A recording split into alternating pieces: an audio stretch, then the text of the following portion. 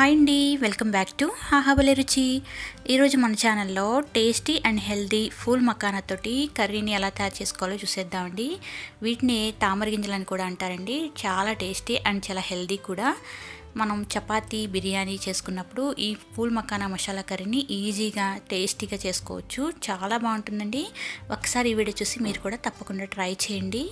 ఈ కర్రీని తయారు చేసుకోవడానికి ఇక్కడ 1 కప్పు వరకు ఫూల్ మకానా తీసుకున్నాను. వీటిని తామర గింజలు అని కూడా అంటారండి. ఆ తర్వాత సన్నగా కట్ చేసుకున్న ఒక 2 ఉల్లిపాయలు, 2 పచ్చిమిర్చిని కూడా కట్ చేసి తీసుకోవాలి.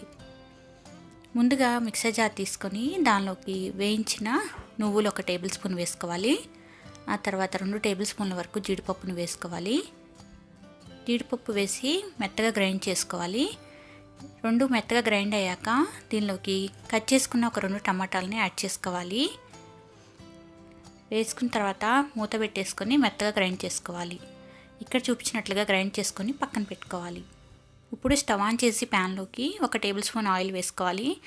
ఆయిల్ బదులు మీరు నెయ్యిని కూడా వేసుకోవచ్చు ఫూల్ మకానాని ఫ్రై చేయడానికి. ఫూల్ మకానా వేసుకొని చక్కగా వేయించుకోవాలి. ఈ ఫూల్ మకానా క్రిస్పీగా అయ్యేంత వరకు చక్కగా వేయించుకోవాలి. త్వరగానే వేగుతాయండి. చూసారు కదా, ఇక్కడ క్రిస్పీగా అయిపోయాయి. ఇప్పుడు వీటిని పక్కన పెట్టుకోవాలి. తిరిగి అదే ప్యాన్లోకి 1.5 టేబుల్ స్పూన్ వరకు ఆయిల్ వేసుకొని ఆయిల్ వేడయ్యాక ఒక బిర్యానీ ఆకు, 1 టీ స్పూన్ జీలకర్ర వేసుకొని ఫ్రై చేసుకోవాలి. ఇవి చక్కగా ఫ్రై అయ్యాక సన్నగా కట్ చేసుకున్న ఉల్లిపాయలు కూడా వేసుకొని ఉల్లిపాయలు గోల్డెన్ కలర్ వచ్చేంత వరకు ఫ్రై చేసుకోవాలి.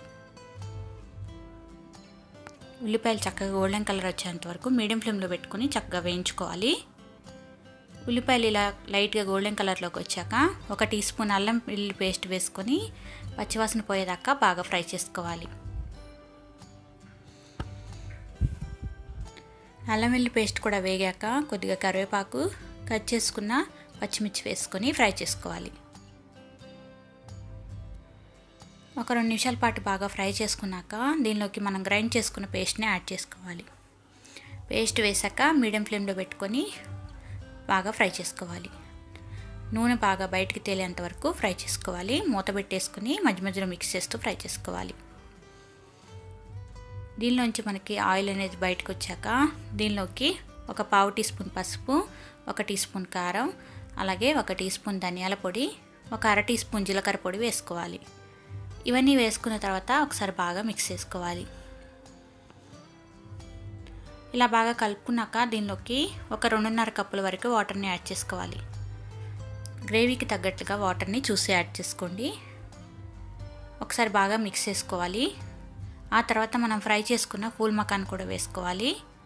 వేసుకొని ఒకసారి బాగా కలుపుకోవాలి. ఆ తర్వాత దీనిలోకి టేస్ట్కి తగ్గట్లుగా సాల్ట్ని యాడ్ చేసుకోవాలి.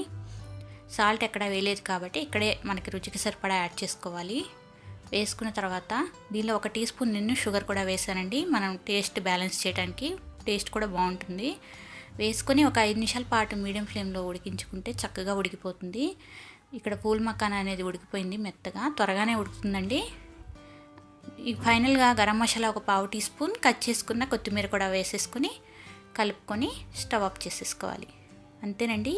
చపాతీలోకి, రైస్లోకి, బిర్యానీలోకి చాలా బాగుంటుంది. తప్పకుండా మీరు కూడా ఈ రెసిపీని ట్రై చేయండి. మీకు ఎలా వచ్చిందో కామెంట్ చేయండి. మీకు కనుక ఈ రెసిపీ నచ్చినట్లయితే ఒక లైక్ చేసి మీ ఫ్రెండ్స్ తోటి, రిలేటివ్స్ తోటి షేర్ చేయండి. అలాగే మన ఛానల్ని సబ్స్క్రైబ్ చేసుకొని పక్కనే ఉన్న బెల్ ఐకాన్ని క్లిక్ చేయండి. Thank you for watching.